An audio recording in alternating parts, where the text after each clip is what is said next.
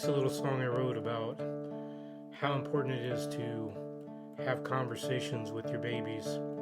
One of the biggest predictors of later success in life is how many words are spoken in conversation between birth and 12 months. And we're talking about conversation, not just telling them what to do, sit down, eat your cereal, whatever.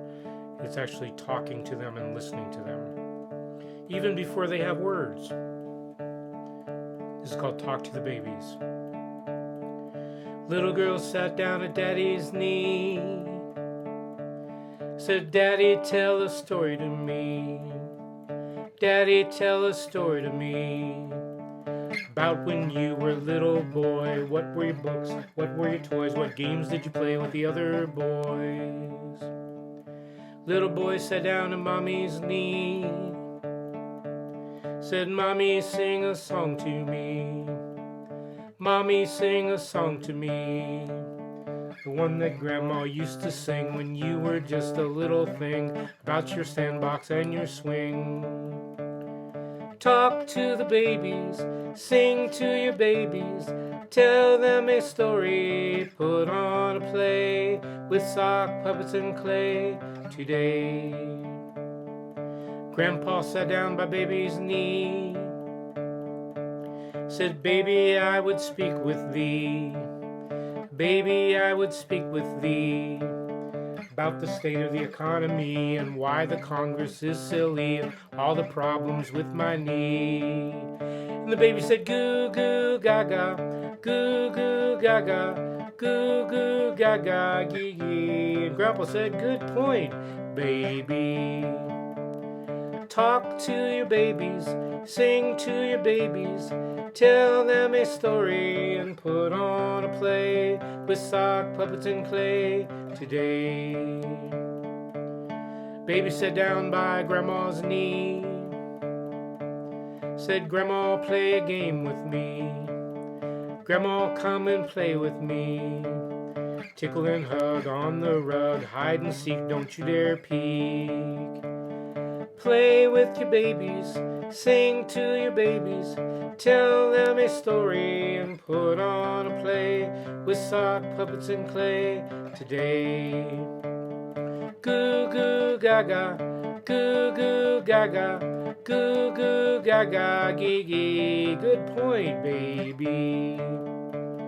Talk to the babies, sing to the babies, tell them a story and put on a play with sock puppets and clay today, today, today.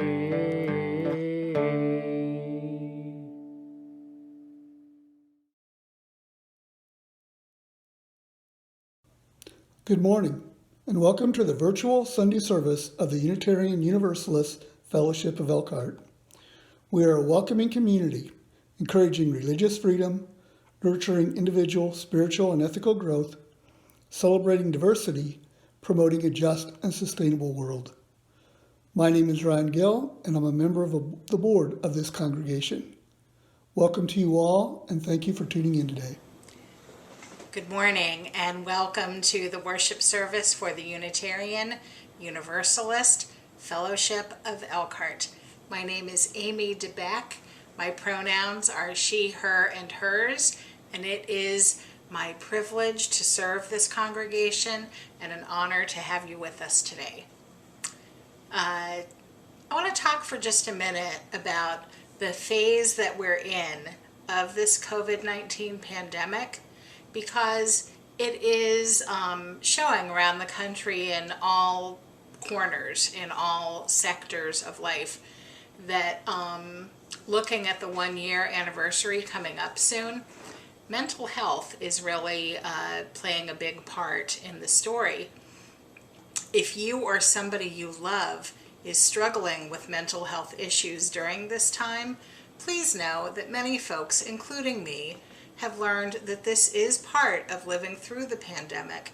And I encourage you, and I hope that you will encourage yourself and others, to practice radical self-care. If you need to take a break from it all, please do. We need you to survive. It's your biggest job during this time. From all corners we'll be hearing pleas for connection and healing more frequently. Friends, we are weary, we are drained, but we are here. Occasionally, I will lift up someone who could use some cards or phone calls or whatever manner you're most comfortable reaching out. And this week I lift up Maeve. In some places, her last name is Smucker, and in some it's King. But Maeve was our pianist, and hopefully will be again at some time when we're together. We're really happy to have Lizzie French right now, but let's not forget Maeve. Let's lift her up. Also, let's look on UUFE Peeps and in emails, and you can call me and talk to each other and find out ways that we can help Jess and Pedro. Jess and Pedro Galicia and their daughter Willow are going through a season of life where Pedro is going back and forth to Chicago to receive treatments for cancer, and the family needs some support, some love, some help. Immediately, they need a ramp built onto their home. And I put messages out there on Peeps, which is a closed Facebook site. And if you'd like to join UUFE Peeps, go to Facebook, look it up, ask to be a member, and you'll get approved. But I put a thing up on Peeps saying, hey, they need a ramp, and I got lots of suggestions. This was a couple weeks ago. Lots of suggestions for organizations I might try. I have called or emailed or both, all of them. We do have some help here and there, but Jess and I have talked a little, and what we'd really like to do is find a couple of folks from UUFE who would really get into the process of building it in their garage where there's room and you're under cover from the elements. Getting a plan for it can be done. Getting supplies for it can be done. But it seems like we're going to need some builders. So let's look at doing that. Living where we do, we're calling it a community ramp raising. Get it? Like a barn raising? So anyway, lots of folks to hold in our hearts. Really super great news. Thanks to UUFE, to all of you who showed up and helped Zanzer and Norman move to their new home here in Elkhart. I'm not going to tell you what Cara Lee showed up with. You're going to have to ask her. But for sure, some really good social distance cookouts will be coming, I'm sure. At 3 p.m. today, Reverend Kevin will lead a Zoom discussion on Howard Zinn's book, A People's History of the United States. This week focuses on chapters 3 and 4. Join us for great discussion and maybe even some learning too. And you can do that even if you haven't done the reading. Today, as each week, we hold closely. We take that moment and reflect on why this service is happening online. Because this virus is, I have been saying raging out of control, but the vaccine is getting it under control. And our social distancing and safety measures help keep it under control. But really, I just want to end this announcements time with a moment for each of us to think about the people who have been affected. We're all living in isolation or changed situations, but for all of those who have died from COVID-19, for all of those who have been sick from it, for those who are struggling with COVID-19 now, and for the caregivers and family members everywhere. You are appreciated and supported. I am really happy that you're here with us today. I have 3 things to talk about for Black History Month, and there's some great music for you as well. Thanks for being with us. Our chalice lighting this morning comes to us from Tony Vincent. Great Spirit of light and of darkness, we gather once again to remember a fallen friend and nourish ourselves from a fountain of reflections. Open our hearts to the anguish of our pain, to the tired taste of swallowed tears, and to our unrealized vision. In this place, we bring our scattered lives together, groping for meaning and looking for truth. Be with us as we continue our search for understanding of our mystery of the temporal. Stay with us as we wander through our memories, seeking pathways to our future. Move with us as we unravel the unimplied imperatives of hopes and unfulfilled. Justice makes tireless demands as we grow weary. As we touch one another in common cause and with great spirit in our midst, let us find a way and the courage to realize the dream which still lies within us.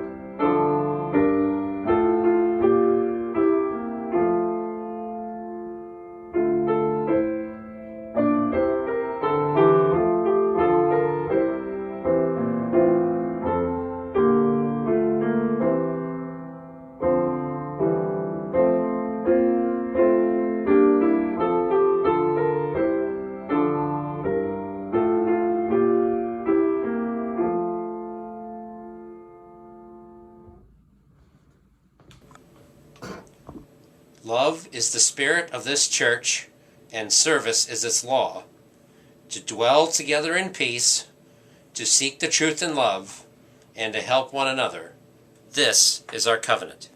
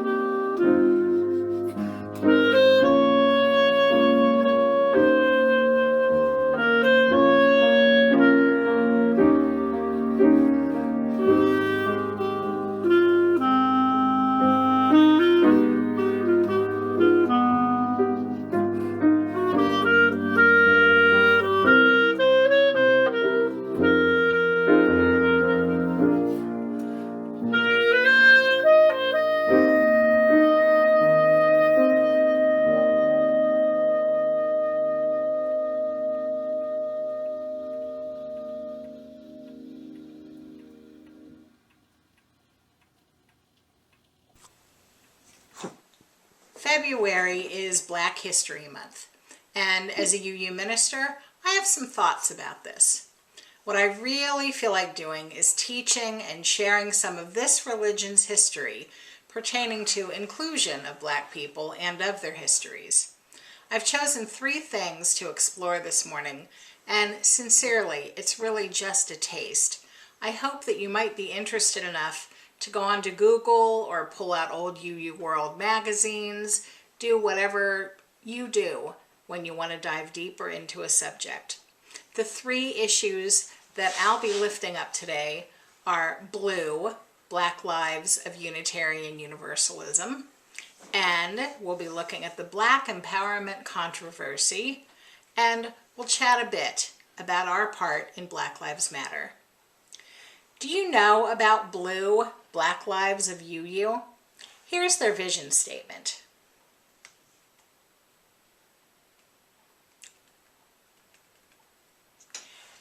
Blue harnesses love's power to combat oppression and foster healing as a spiritual and political imperative.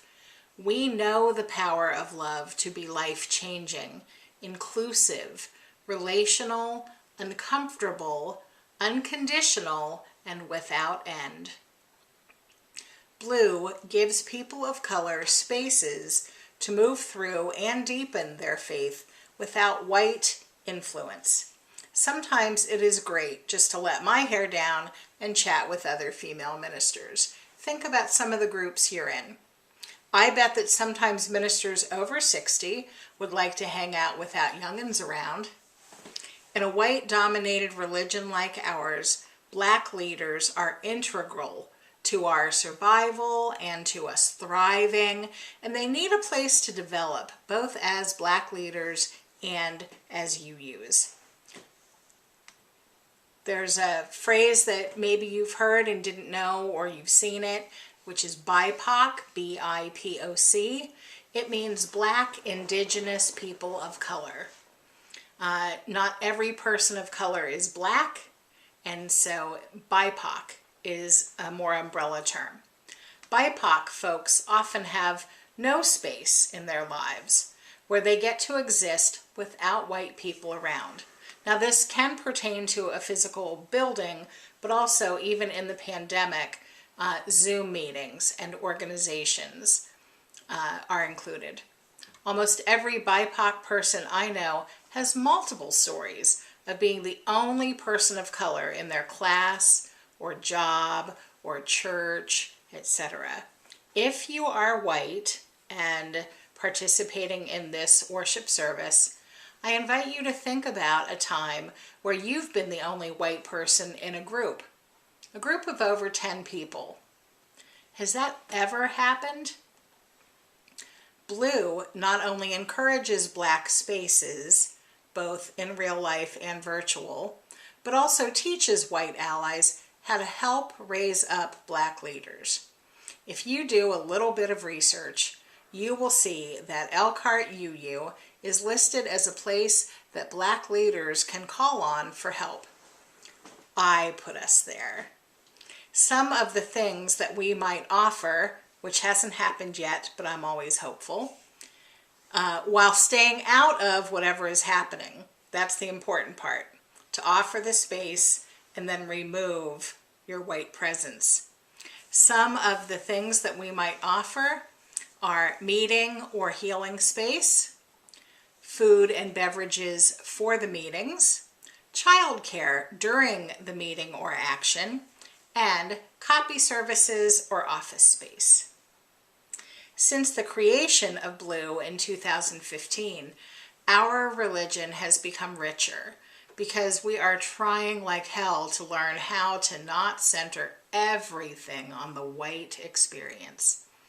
The second thing I want to talk about is one of Kevin's favorite things to teach because it's American history, even though it's tragic. The following is an excerpt from earlier writings of the Reverend Kevin DeBeck. All sources discussed and listed are his. He says, here's the thumbnail sketch of what happened in 1968 at General Assembly in Cleveland, Ohio, which incidentally, these are my words, not his, is where the first meeting of Blue happened, also Cleveland, Ohio. In 1968, at the General Assembly in Cleveland, two groups who were primarily led by African Americans vied to get funding from the UUA. One group, the Black Affairs Council, or BAC, was awarded $250,000 over 4 years to help fund African American projects and businesses. The other group, Black and White Action, or BAWA, was awarded $50,000. Where the schism almost took place was a year later at General Assembly in Boston. It was near the end of Dana Greeley's time as the first UUA's, as the UUA's new combined president, and it became obvious that through his ambitious agenda of getting this new UUA off the ground, had spent much of what was in the reserves. In fact, the UUA was almost bankrupt. In an article entitled The Empowerment Tragedy from the UU World Winter 2011 issue, the Reverend Mark Morrison Reed talked about what happened at that General Assembly in Boston in 1969. Reverend Reed says, at the 1969 GA in Boston, the Black UU Caucus, BUUC, the membership organization that controlled the BAC, commandeered the microphones and demanded that the planned agenda be rescinded by vote of the delegates and replaced by a new one that put the BAC funding first. Now remember, the BAC had $250,000 to be used over 4 years. After an unusually bitter debate, delegates refused to accept this change. In response, many BUUC members left. Subsequently, those who supported them also left. They regrouped at the nearby Arlington Street Church. A denominational schism seemed possible, but mediation was successful and the delegates came together again. Then, in a vote of 798 to 737, the delegates voted to support the BAC, but not the Black and White group, BAWA. And that's the end of the quote from Mark Morrison Reed's article. Since that article was written, Reverend Morrison Reed has also written a book about what happened titled Revisiting the Empowerment Controversy. To illustrate how contentious that GA was, Reed wrote in his book, the Reverend Jack Mendelson was going to Arlington Street Church, and anyone who wished could join him. Many white BUUC members rose and followed him. Mendelson said that as he made his way up the aisle, his colleague, Horace Westwood, rose from his seat and spat in his face. Kevin also talked to the Reverend Gordon Gibson. Some of you might know him. And he told Kevin, quote, it was at the 1969 General Assembly that I intemperately suggested to UUA President Dana Greeley that we had already heard his opinions about the proposed Black Affairs Council several times, and that he shouldn't be placing himself as the last speaker at the con microphone. See, when you're at General Assembly, you got two microphones, the pro microphone and the con microphone. Dana, totally out of character, being a consummate New England gentleman, responded by shoving Gordon in the chest. Gordon says, I think we were both surprised by the exchange and left it at that. What happened in the aftermath of that General Assembly? How do you follow something like that? Going back to that article in the UU World from 2011, Reverend Morrison Reed states that in the months and years after that GA, the new president, Robert West, slashed the UUA's budget by 40%. Using his words, eliminating all 21 district executives and their offices, while the Office of Social Responsibility was combined with religious education to become the Department of Education and Social Concern. The board focused more on survival than justice. Hard choices had to be made. At the 1970 General Assembly, it was voted that the BAC funding would be spread out over 5 years instead of 4. The BAC then voted to disaffiliate from the UUA. The organization officially shut down in 1979. Kevin goes on to say, "What did our denomination learn from all the anger, heartache, and strife?" Going back to the World article, Reverend Morrison Reed states the UUA stumbled and had to, but it also set the scene for women, lesbian and gay people, the disabled, Hispanics, and other marginalized groups in the UUA to speak out, claim their space, and make demands.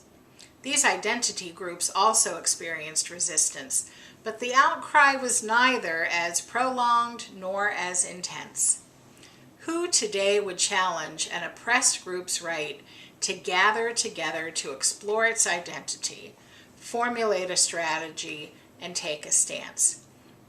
Never again, since 1969, has the UUA Board of Trustees, Nominating Committee, or Commission on Appraisal been without significant African American representation. Never again would we produce a hymnal or religious ed materials without references to the African American experience. The events set in motion by the Black Rebellion traumatized but also transformed some and educated us all. Morrison Reed states that Unitarian Universalists never stop trying, which is true, and we're still making mistakes. Just a few years ago, our UUA president Peter Morales resigned amid a controversy over racism and hiring practices at the national level. Unitarian Universalism is not in danger of fracturing like it was over 50 years ago, but it's clear that we still have a lot to learn.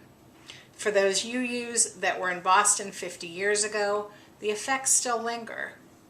Going back to that article by Reverend Morrison Reed, he quotes Ben Scott, who became the treasurer of the BAC, who said, "In our little UU corner of the world, lifelong friendships crumbled, marriages dissolved, careers were ended, and congregations factionalized. Wounds like that don't heal overnight." The article ends by saying, "It happened because it had to happen." And that quote leads me to speak about the third Black-centered issue that I want to bring up with you, and that is Black Lives Matter. From their website, hashtag Black Lives Matter was founded in 2013 in response to the acquittal of Trayvon Martin's murderer.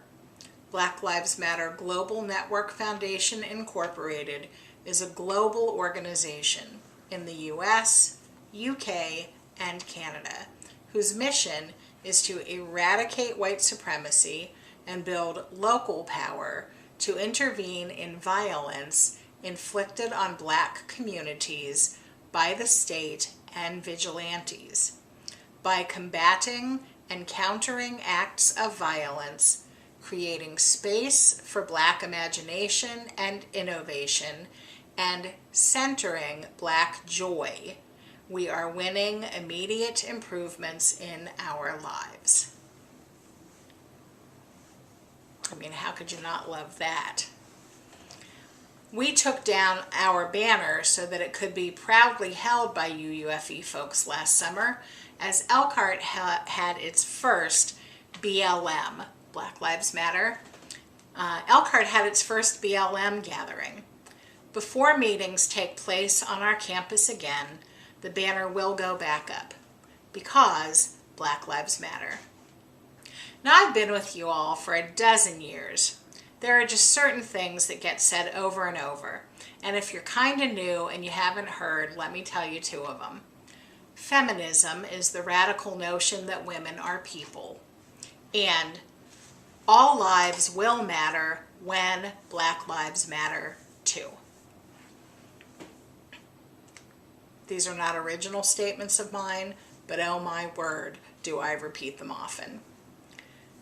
Maybe if we had smartphones in the 1950s and 1960s, we'd be in a better place by now in terms of dismantling American racism. Accountability matters. So do allies. In the civil rights protests of the 1960s, there were many organizations and individual leaders reviled as anti-authority. Black Lives Matter has been largely successful with continued growth and increased acceptance by non-politically involved people, actually by non-involved people. I'm going to just go off my notes for a minute and say that when I learned how to public speak for the first time, I was up in Maine. I was learning from the Maine Speak Out Project how to be a gay rights activist. And I was told something then that has borne out for 25 years. That when you're trying to address a large group of people about an issue that is controversial, you're going to have 30% on your side, and you're going to have 30% that are never going to be on your side, and you're always talking to that middle section. So, with that in mind, Black Lives Matter has been largely successful with continued growth and increased acceptance by non-politically involved people because it is seen as necessary. It's even garnered a Nobel Peace Prize nomination. From an online article in The Guardian about this nomination by Peter Eide of Norway, it says, "They have had a tremendous achievement in raising global awareness and consciousness about racial injustice." Eide, who had previously nominated human rights activists from Russia and China for the prize, said one other thing that impressed him about the Black Lives Matter movement was the way, quote, "they have been able to mobilize people from all groups of society, not just African Americans, not just oppressed people. It has been a broad movement in a way which has been different from its predecessors." The Black Lives Movement was co-founded in 2013, this is from the Guardian article, by Alicia Garza, Patrice Coolers, and Opal Tometi, in response to the acquittal in the U.S. of the man who shot Trayvon Martin. It gained wider recognition in 2014 following protests over the deaths of Michael Brown and Eric Garner, and was the wellspring of a series of global protests in 2020 following the deaths of George Floyd and Breonna Taylor. Friends, Unitarian Universalism at every level is committed to dismantling the sins of racism and healing our world. Through participating in the Black Lives Matter movement, however and wherever we can. Through knowing more about BLUE, Black Lives of Unitarian Universalism, and even knowing some of our own ugly history, like the empowerment controversy, our future can be brighter, more colorful, richer, and more diverse. And with some work, in groups and personally, may we live to see the day when we can see the light in each other's eyes rather than notice the difference between us.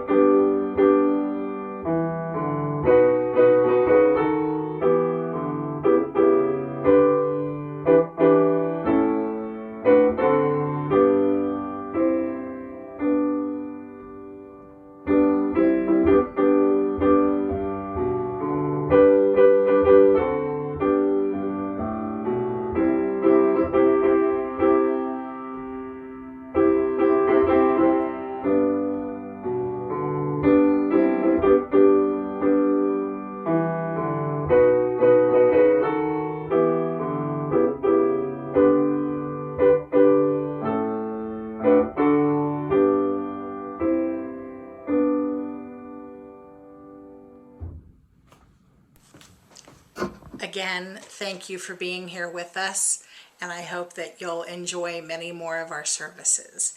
My favorite benediction is from the Reverend Wayne Arneson, and he and I say to you, take courage, friends. The way is often hard. The path is never clear, and the stakes are very high. Take courage, friends. Deep down, there is another truth. You are not alone. Blessed be. Amen. Go in peace.